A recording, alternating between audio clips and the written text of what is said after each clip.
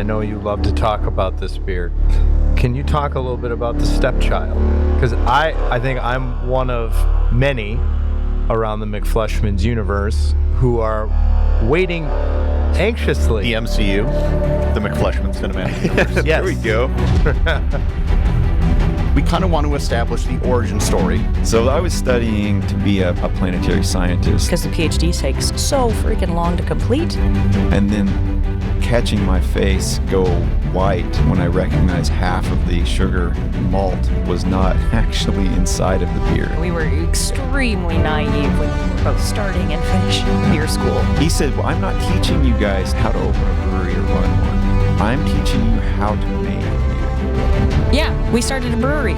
So what was the day that the brewery opened? May 18th. Yeah, and the cooler broke the first day. Anything shiny is expensive. It's something that you don't know about yourself until you press yourself. And you either have that character trait that allows you to climb out on the wing or you don't. Tall Mast, Pirates Cove, Public House Pine. So we knew we had something. And so we just kept going with that momentum and growing. Now we're in 45 counties. And we're thinking about second tap rooms and selling the business of beer and conversation. If you're a beer lover, this would be the place for you. Our sign says respecting the beer. This podcast says respecting the beer. I always think of us as a brewery for brewers. Previously in the MCU. My name is Gary Arndt, and with me today are the proprietors of the McFleshman's Brewing Company in Appleton, Wisconsin, Bobby Fleshman and Allison McCoy Fleshman. And with me as usual, and once again, I'm with me again as usual, and with me again, and with me as usual is Brewer, and with me as usual is the Brewer's Brewer.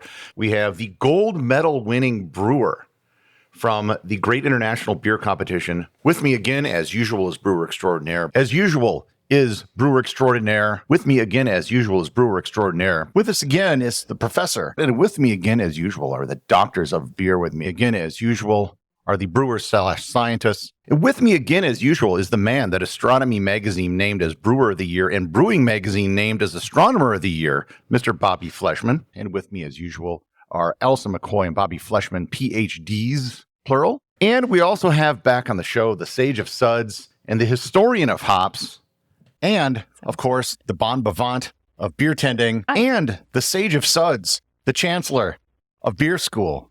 And back on the show is the Historian of Hops and the Chancellor of Beer School, Mr. Joel Hermanson. What is beer? What is beer? There are 4 ingredients in beer. Well, without going into a deep dive of the thousands and thousands and thousands of years prior to beer or whatever, what is going on is fermentation, right? And if you go back in time, that might have been grapes, it might have been honey. It eventually became cultivated malt or barley that was malted, and that became beer. We'll go into all of that. But fermentation happens everywhere in nature. I think there are primates that get drunk on fruits that naturally ferment. There's a very general idea of what is beer. We often joke that it's liquid bread. And so the ingredients in bread, you've got your flour, you've got your yeast, you probably got some other additives and such. But beer really is grain, water, yeast, and hops.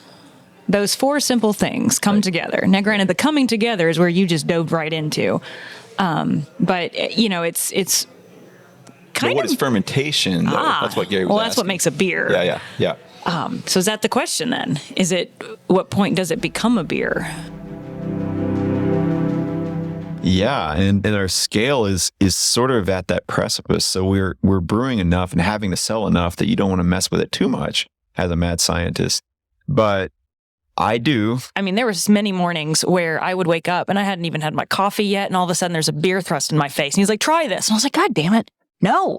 I think that he's never going to let it go and he's never satisfied, I think.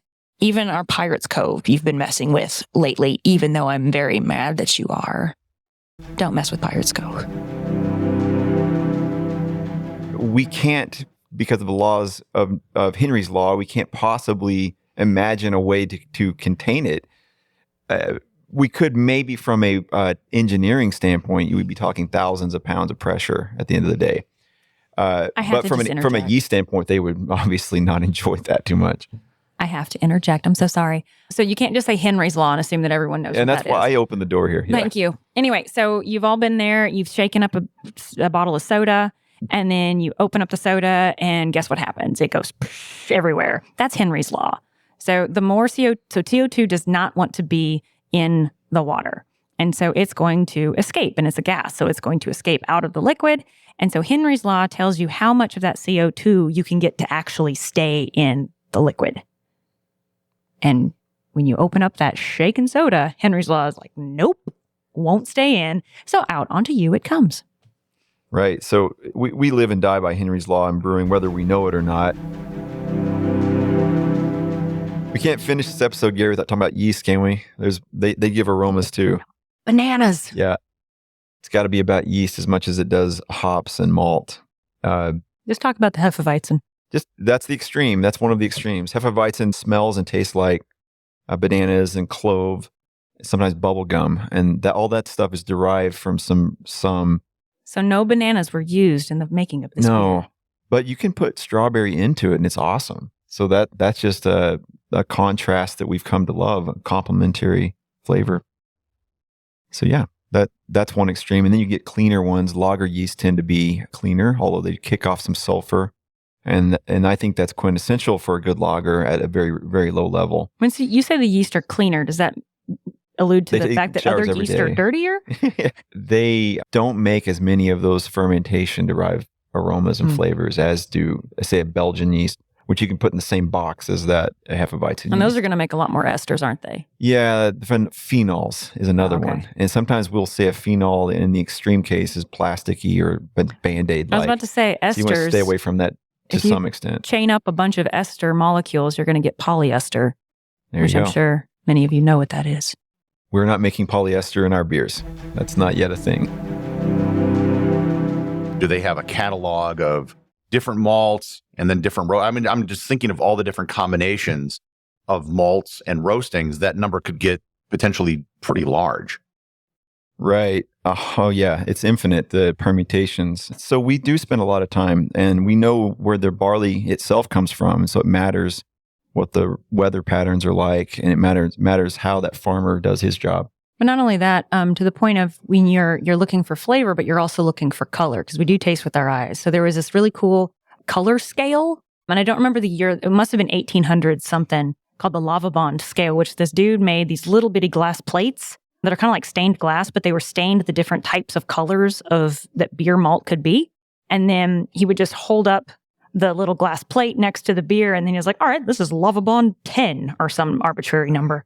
But we actually still use that Lava Bond scale from this guy that made these little glass plates from back in the day. Right. And if anyone's familiar with spectra and anything, where you try to break down like the colors of what you see in any image, you can't define it by one frequency. So this really was a way of very crudely grouping beer colors, but you can find different beers that to your eyes look very, very different in color, have the same lava bond. So we've really modernized that and added more dimensions to that. But that was a beginning I wasn't aware step. of this. So beers have like a spectral fingerprint? They do. Yeah, absolutely. Tricolor. So it's like a star. Mhm. Yeah, exactly. Tricolor stimulus methodology is how it's done today. And no one ever sees, they always see SRM or EBC or Lava Bond. There's all these different ways you can Yeah, Lava Bond's a really old school one. Yeah, there were Flats. big. They Flats. weren't small breweries, Yeah. but there were like regional ones. Coors developed as a regional brewery in Colorado. Oh, what's the Texas? Was it Oh, Pearl? Shiner Bach, Yeah, Pearl, I think, Shiner. was one that I don't was. know, Pearl. Olympia out in the Pacific Yeah. Yeah. Northwest is and that's when we start to kind of shake off, and I'm gonna use the word doldrums. We start to shake off the doldrums of this uniformity of mass brewing. Was really Coors and Olympia start to kind of say, you know what, we can do something a little bit different. Mhm. And I wouldn't consider early Coors like a microbrew or a craft brewery, but it was different. Yeah. And they provided a little different product because there was this redundancy in that period following World War II through the 1950s. And then advertising actually And in my beer history class, one of the things that we, do and take great care to do is we look at a lot of the advertising from that post-war period through the 1960s. And they celebrate and encourage that redundancy, which is something today, if I have a relationship with beer that's redundant, and I'm a redundant beer drinker. I have to say, you drink one and only. I drink one style of beer, but it's very seldom static or redundant. Like in my fridge right now, I probably have 7 IPAs. And they all have a little different vibe to them. Now, most people would have 7 different styles of beer. That's not me. But yeah, the living through that redundancy of beer must have been very difficult. I think one thing I also want to add, Joel, you pointed out, like, just to recognize how devastating Prohibition was in the beer industry. A quick number, by 1970, there were only 89 breweries working in the United States.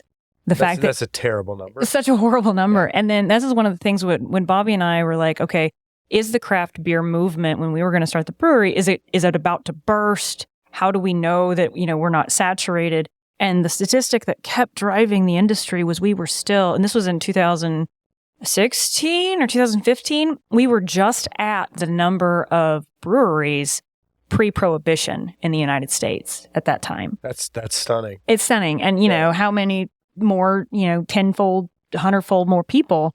Right. But, just at 1970, only 89 breweries existed. And so in order to meet the demand, it's honestly probably easier to sell the same thing to everybody. There was a very interesting court case that involved the Reinheitsgebot. And Joel, why don't you explain this, because this is a good one. Yeah, I'm going to read part of a court case that happened shortly after the unification of Germany in 1871, when the Bavarian Higher Regional Court of Nuremberg, did I pronounce that right? Nuremberg, yeah, up there, Franconia. Okay. Acquitted a brewer who was charged with selling spoiled beer. So again, the whole purpose of this court case is to prevent spoilage and to have some standardization, et cetera. And the spoilage came from an odd source. The brewer had accidentally dropped a cat. That's quite an excellent. I wish this podcast had Allison's face when I just read that. Somehow if we could get that on the... David, can we get that on the website? We can. Good. The cat fell into the mash tun, was killed, and dissolved into the beer. The Bavarian court stated that it was legally irrelevant that the consumption of such beer might cause disgust or emotional damage. So that was the initial case. Now, I think if we just, and I'll give you guys a chance to chime in on this in a second, but initially I'm not feeling real good about that decision, but there was an appellate court that intervened. On appeal, the Reichsgericht, how did I do on that? Very good. Oh, wow.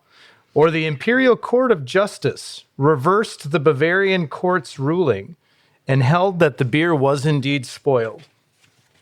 It stated that the lower court could determine what constituted spoiled beer only if it defined normal beer, and that it should have inquired whether cat residue is a normal ingredient in beer.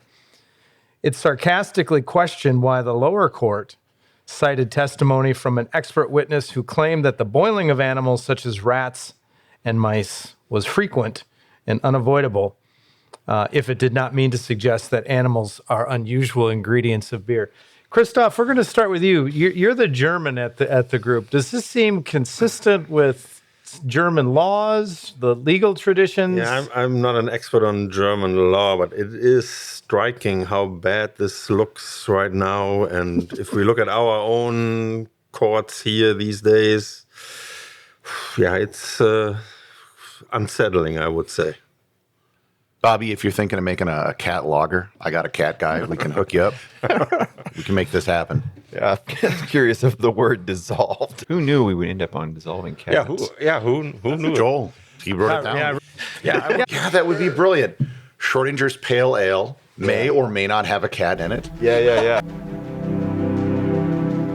I know you guys are the ones I can do this with. Let's nerd out then into talking about pouring beer. Right? One of my first questions I had for you guys when I saw this is, why can't you do this with your current taps? Right. Current tap, you have your plastic whatever thing on it, you pull it forward, beer comes out. What is so different about this than the tap you're going to find at a normal bar? Well, like she was saying, it's a patented ball valve, and that's probably oversimplifying what's happening. And a ball valve is literally a ball with a hole in it, a steel ball with a hole through the middle. So if it's pulled all the way open, it presents no restriction to the flow. And then at the varying angles between that and sideways, you get more and more flow, which sounds trivial. And you ask yourself, why don't the other taps do the same thing? Well, it just comes down to you get better functionality out of what we call, I forget, Lukr faucets, I think, are what we use in the United States for the most part. If you just have on or off, and in the middle, in the intermediate, it's pretty perilous. If anyone's never poured beer before, they'll think to themselves, I'm going to pull it halfway, and all they do is fill the glass entirely with foam. It's uncontrollable. I'm going to jump in now. Yeah. So it's the same thing as when you have a not a fire hose, good gosh, a water hose, and you put your thumb over the water hose. You can control kind of the amount that you spray the person next to you. Yeah. And so if you think of the Lukr faucet, really has two thumbs instead of just one. And so you can control the flow of the first one. And then the second one, the beer tender is actually controlling via the side pull part. Yeah, it has the intention of being able to operate in those intermediate angles. But you're talking about the first restrictor that's a flow control upstream is sort of a continuous restrictor. It's hard to describe it without a picture, but it basically allows it to gradually go from one pressure to the next. It's not an abrupt jump from where the keg is held to where the faucet is held.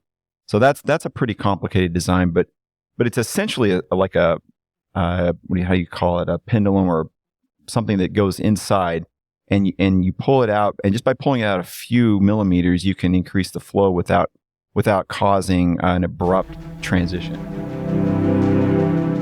Let me move on to another. You can provide the name for this psychological phenomenon. I think I brought this up on the podcast.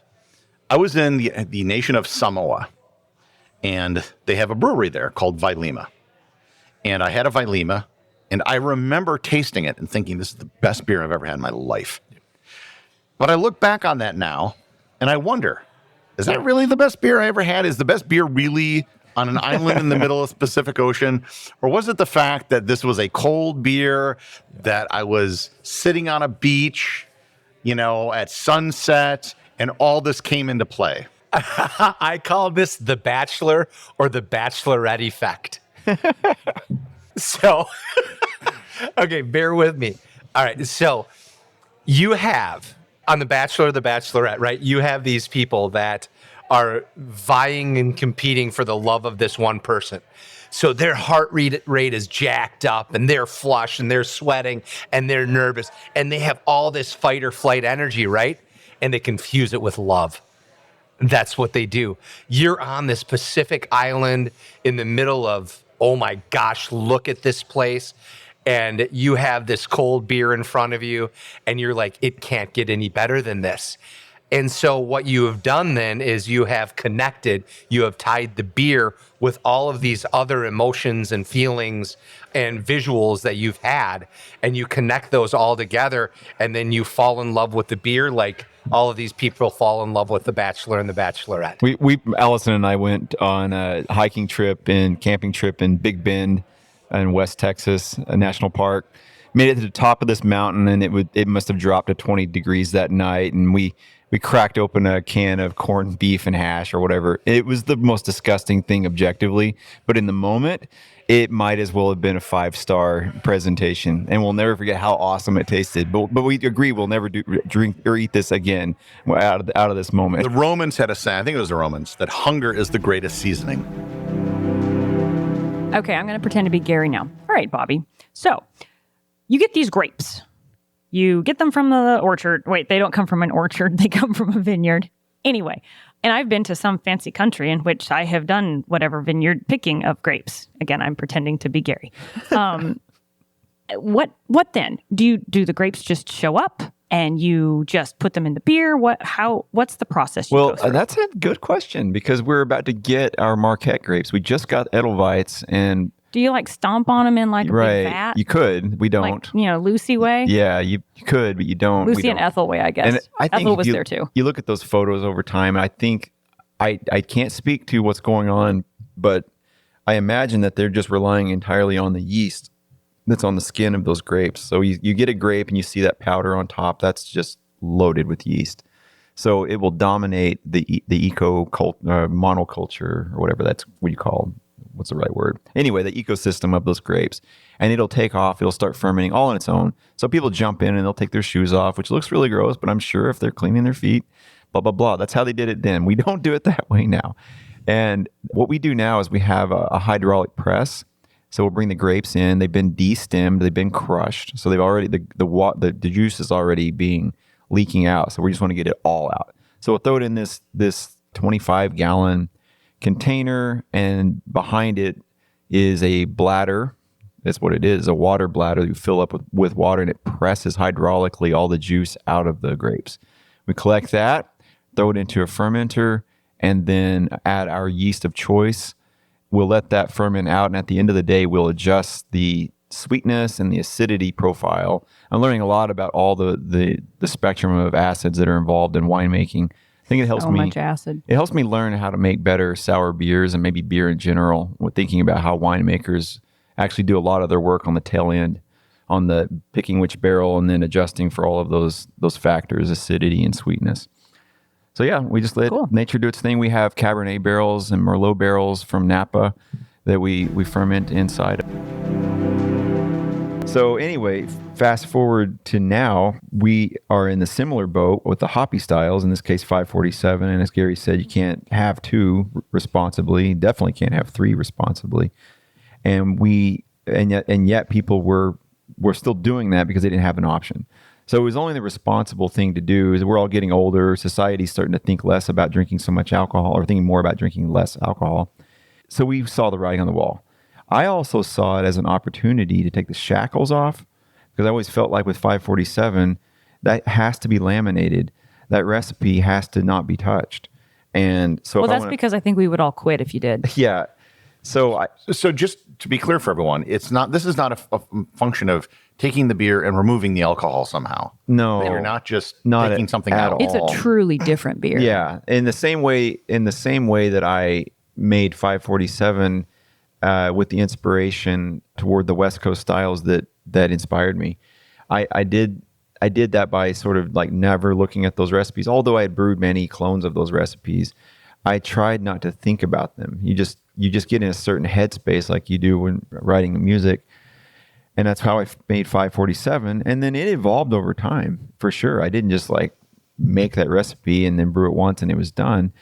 But then it evolved to where it is now. And it has a day named after it. We're not going to be able to touch that beer.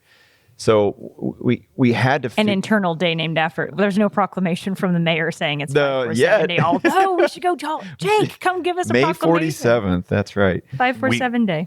That can happen. Oh my God. That'd be incredible. And then they stumble across something like this where like, now that I can get behind, because that doesn't taste like my dad's PBR. This tastes like fruit punch. Tastes like a juice box. Maybe it's just that I don't want to acknowledge that there are people that drink wine out of a box. Some wine's pretty good out of it. Here's the deal. I have to. It's 60% of our business. Right. You know? Wine out of a box? No, the people who like the wine out of a box drinking the... Well, that's why I'm saying. I'm wondering if this is...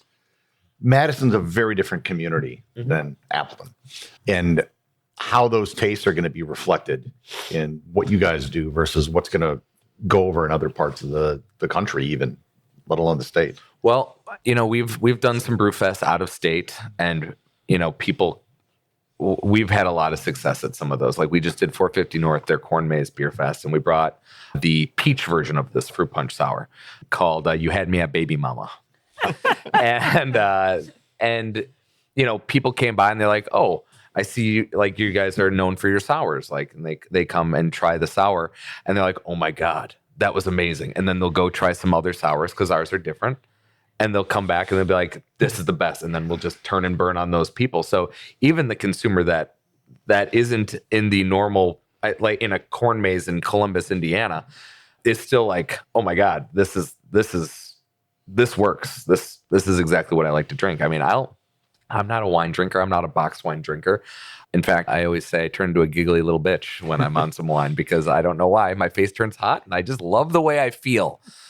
But and the tequila breaks out. No, tequila is a whole different thing. My line for that is either I get naked or in a fight or naked and in a fight. Oh my goodness. I'm just imagining what your day-to-day like is in the office because we're constantly yelling back and forth. Okay, how long till Hildy's finished? We need some Public House Pine or something like that. I'm just imagining the conversations you have when you're, yelling out, okay, so how long until we can drive like the wind, you magical bitch comes out? They just call it magical bitch around the office. Right? MB. Short up the bitch. Yeah. When's bitch ready? Right. So I think they're on third generation. You would think, aren't they like 30? No, this is where that story of Lambic gets a little complicated because it intertwines with World War I, World War II. Belgium didn't do so well through all of that. And so you don't see a lot of survival rate. Not. Yeah, right. So the story of Lambic is kind of being rediscovered right now. But at this point in time, Cantillon is the one that kept it alive. You can argue that they're the reason we have Lambic today. Oh, wow. Yeah, because they were the last one standing, as far as we can tell. Or they were among the last two. But the thing that they did really well, though, is they figured out tourism. And like 30 years ago, they figured out that they should build a museum. So they built a museum. And damn marketing again. Yeah. But their beer That's how is businesses exquisite. survive. And It really is. Some of our friends at the beer factory, the owners there, Mari and Ben Fogel, took a trip about 10 years ago To Belgium.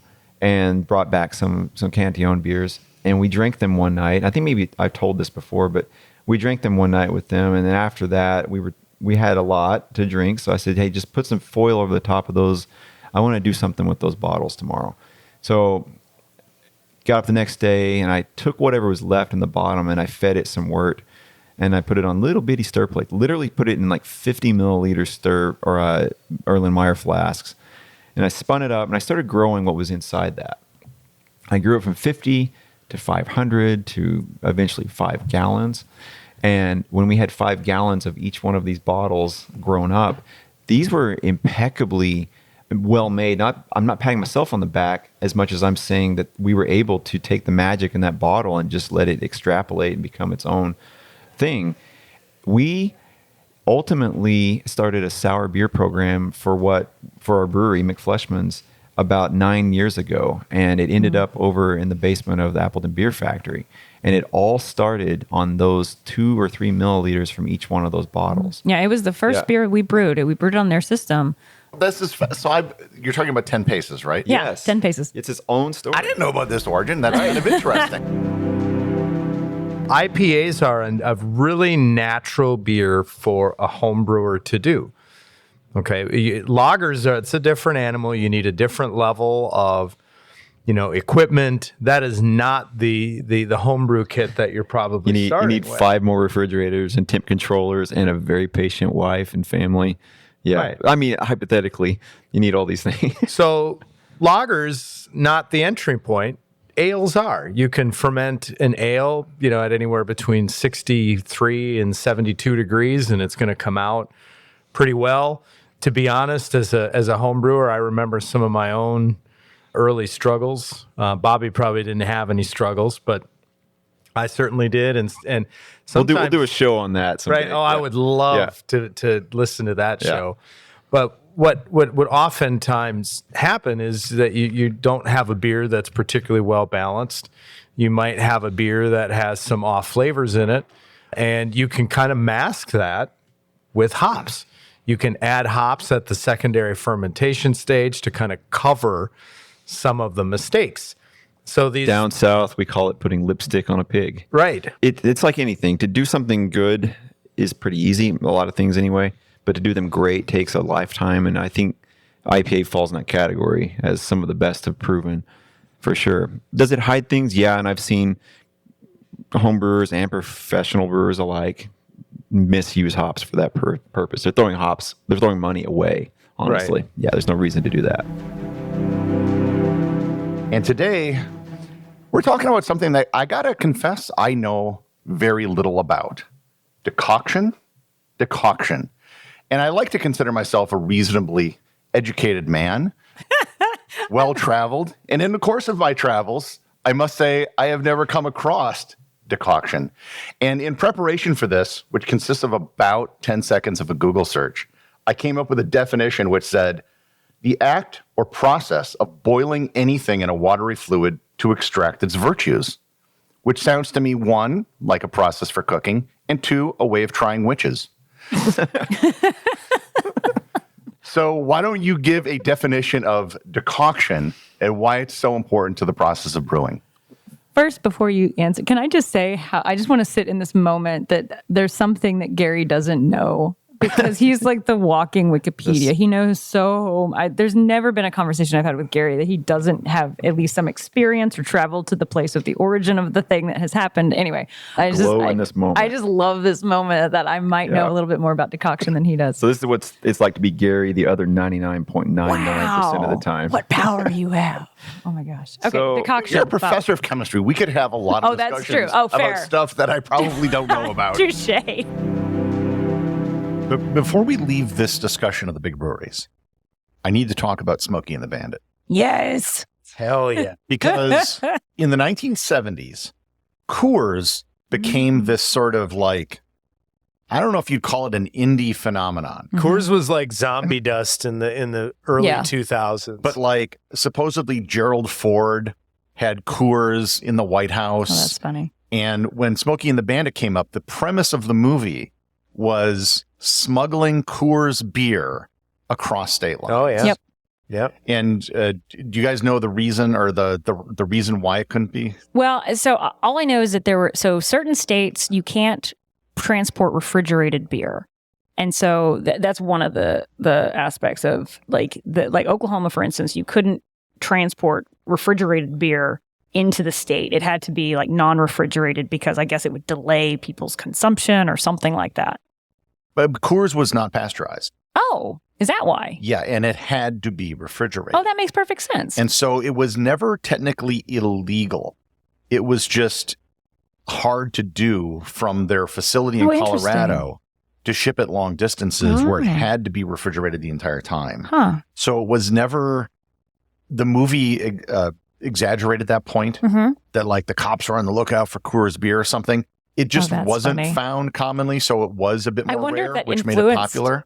I wonder if it influenced some of the laws to like then drive this idea like, oh, you can't have refrigeration across state lines. Oh my gosh, that's I'm sure. I think it had something to do with it. But yeah, it was never illegal. Yeah. It was simply difficult.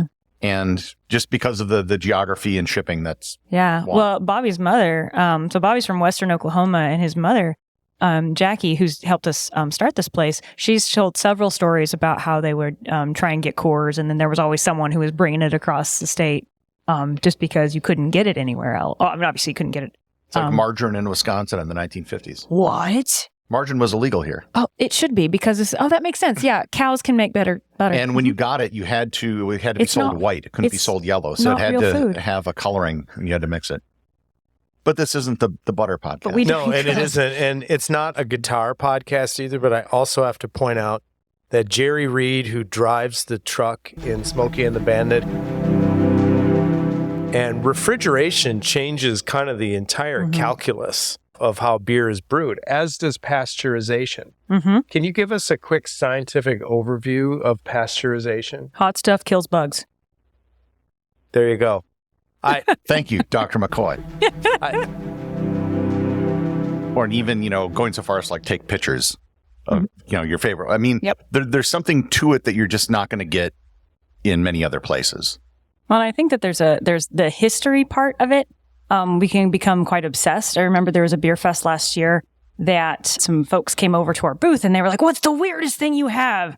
And I looked down and they, of course, want some sort of like ecto cooler green slushy IPA stout thing mixed with beatbox of some sort. And I looked down and I'm like, oh, weirdest thing? Oh, get this. And they're all excited. and I have an Oktoberfest, which is a Marzen lager in a cask. And I was like, look, it's cask conditioned Oktoberfest. And they look at me like, I don't understand. I was like, that is very strange because we respect its history so much. You should just bring a packet of lime Kool-Aid with you to these events and then just dump it in and go there. That's weird enough for you? I quit. I don't think that would be respecting the beer. I don't think it would either. They landed at Provincetown, which is on the northern tip of Cape Cod, and then they proceeded down the Cape to Plymouth. But when they landed there first, they ran out of beer. That was why they came ashore. And basically the ship's captains who brought these religious dissenters to the Americas said, okay, you got to get off. We don't have enough beer for the return trip home. And it's written in their journals that they had to get off. So the Pilgrims were actually making a beer run. Yes, they were. And we look at this differently because you have to realize that, today when I go into Quick Trip or I go into a store, there's 200 things I can drink. People, pre-industrialization, they had like 2 things that they could drink. And one of them was beer. Well, especially on a ship. You just didn't drink water. No. That wasn't an option. In fact, you look at a lot of like the British Navy, you kept meticulous records of everything. You had a allocation of ale or grog, which was like rum and water. You had every day, and that's what you had.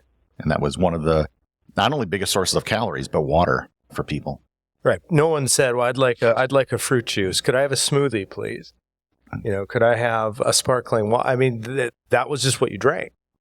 So running out of beer, I mean, we kind of look at that and we make fun of that and think, oh, it's, here they are, 1619, they needed a beer run. Well, they actually, if you look at it, they needed a water run. The other thing that I think is really interesting about beer and sort of these pioneering things, it just kind of shows up at the start of everything. So, one of the things I talk about in the book is how once we didn't know how old something was, because it could be any age if it's refrigerated, it's just kind of the source of anxiety for folks. And it plays out with the invention of the sell-by date. Manufacturers had to put on codes on their products to know when to rotate their inventory, so they knew how old everything was. And the public wanted to break those codes. There was a huge effort associated with like, okay, how old is our food really? Manufacturers didn't actually want anyone to know that, obviously, because it's kind of freaky. Oh, really? My apple's 10 months old? I don't want to know that. So they developed the sell-by date or the best before date as a way to say, don't worry about how old it is. We'll worry about that. You just worry about how long it's good for. But supposedly, it was a beer company that was the first date-labeled food or beverage sold ever. It was Lucky Lager, brewed in San Francisco, and it was the first date-labeled beer with a best before date on it in the whole world. So beer's pioneer in more ways than one. Absolutely. And on one hand, it gives the consumer trust, and they probably sold a lot of beer. But on the other hand, the day after that date, it had to be gone, and that's not a bad thing for a brewer because then they have to buy another one. No, but you got to thread the needle. That's for sure on the marketing and sales team too. I mean, chemistry slows down when it's cold. You don't have as much thermal energy in the environment. There's not as much thermal heat, and you get rid of the heat. The chemicals, the molecules themselves are like, well, I'm kind of tired. I'm going to move a little slower. That's called kinetic molecular theory, also known as everybody. And humans are the same way. We also slow down when it's cold. That's how refrigeration works. It just slows things down. And I think it's worth, it's popping in my head, the better way to tell this story. I think the Germans, they started with, I won't be able to lay out all the players in this story, but they created what was called the Reinheitsgebot. And before that, there's another document that drove how beer had to be made in Bavaria.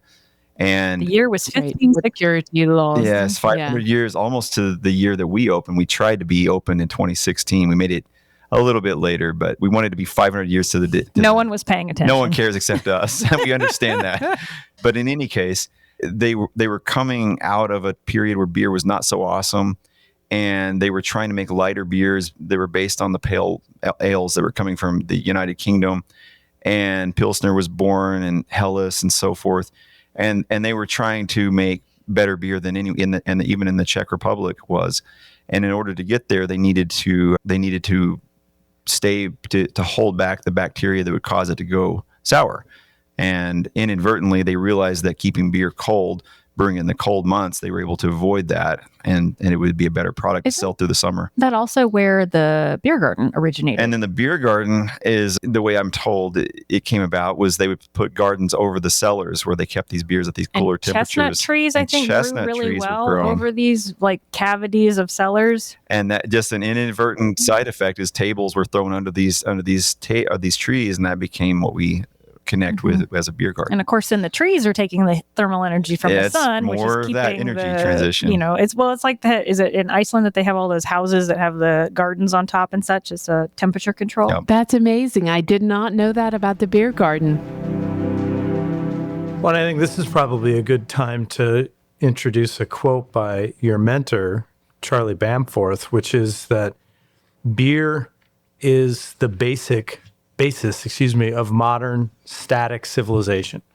There's a prevailing theory right now that agriculture in a systematic, organized way may have actually been done to satisfy the grain requirements for producing beer and not the other way around, which would really completely disrupt kind of the timeline that we have of things, because the normal timeline that we have is that civilization emerged after people started systematically planting crops to control their food source. And I think this comes back to that Bamforth quote, though, that so much of the technology that was developed ultimately found its way, into brewing. The development of early bronze kettles, probably enabled them to maintain a more consistent temperature. Because if you've ever done any home brewing,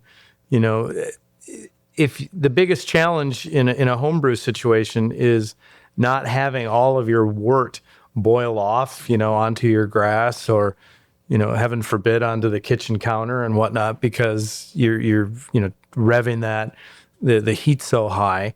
The heat is what will extract further enzymes from a higher content of grain, which is going to drive up the ABVs. So in the case of Mesopotamia, with their 20 recorded beer styles, they had beers that were much darker. They actually would make loaves of kind of chunked barley that they would bake twice and then store those and then crumble those into basically a wort. And the higher the grain content plus the length of time of the boil, there's an equation for this. I think it's written on the wall downstairs in the brewery, but that's going to equal, higher ABVs. And then they also did water their beer down too. And they probably had, dare I say, children's beer. There's this overlap in the morning where both Bobby and I are up, but on completely different ends of our day. I mentioned in the last episode, you're kind of competitors, but it also seems there's maybe even a greater element of rising tides lift all boats.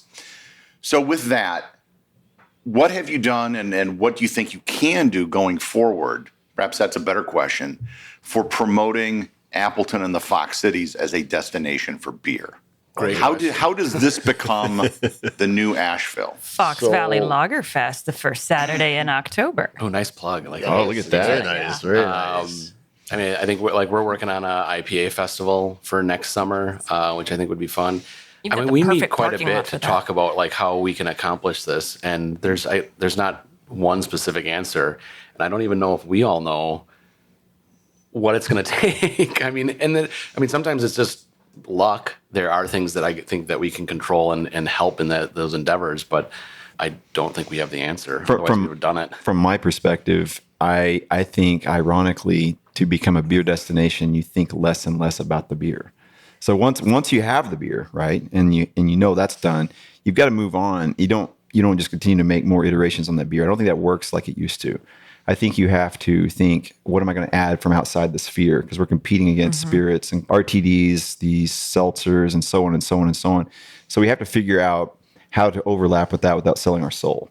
I think that's the key to making a successful beer destination. So not to become a destination for premium White Claw. Right, exactly. Yeah, that's a slippery slope. Once we have 25 seltzers on tap, we may have gone too far. And we've talked, and we still need to finalize some details, and I think it's a direction that we need to go. Create our own craft beer week. There is a national one, which is awesome. It brings a lot of attention to our industry, but doing our own, I know other communities have done it. We create our own craft beer week, whereas we bring in people from out of town to solely search out the 3, 4, or 5 breweries in our direct region and build off of that. I think that's a great start. We all have great beer. We all bring different things to the table, whether it be music or food or pizzas or whatever. We have a lot to show off. And I'm fortunate with what you were saying, Bobby. Besides beer, we're fortunate because we have that food aspect, right? But then you have the music, so there are other things, and I think if we pull that all together, and I think there's enough brain cells at this table that we can come up with some pretty cool ideas, and for sure. And start but also to your point that you made earlier, it takes the community as well. It's not just the breweries. I mean, when we go to, let's say, even as close as Milwaukee or Madison, it also involves a hotel stay, and it involves restaurants, like where we're going to eat, that kind of thing. So I think it's not just the breweries. It's what else does Appleton have to offer, whether that be restaurants or nightlife or hotel, whatever have you. And it's all here, but how do we all get on the same page? It gets back to the quality versus quantity. And I look at the word bar, I see quantity. When I hear tavern or pub, I think quality. And then that's where I see family versus 22-year-olds that want to outdo each other. And, that's not our demographic. Let's end this episode on a high note. Talked about how expensive it is, how difficult it is, all the mistakes you made. Why do you keep doing it? It's the best damn industry there is, hands down. Number one. Number two, I'm highly unemployable. I show away for work. I drink on the job. This is all I got. But it's the camaraderie that we have with our, quote unquote competitors as we're having right now. Seeing the patrons come in and enjoying themselves with their families, their dogs, there is nothing better. It was just last week. My wife and I both did, I think, a 14-hour day. We're exhausted. Our feet are swollen. They hurt. And I remember a customer, it was late at night, and he's like, I'm sorry, I'll get out of here as soon as I can. I'm like, take your time, it's fine. But he knew how hard we had worked that day. He could see it in our faces. And he's like, why do you still do this? And I said, we're still just making beer and pizza. It's not that bad. And there is nothing better for me anyways than handing somebody a beer. They're never upset when you hand them a beer. They're always happy. And that is food for my soul.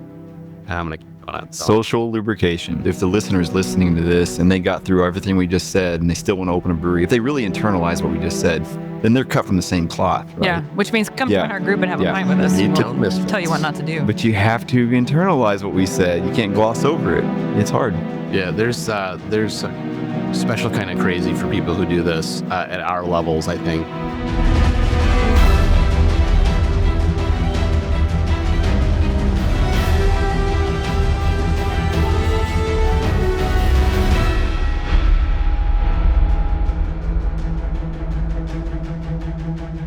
McFleshman's will return.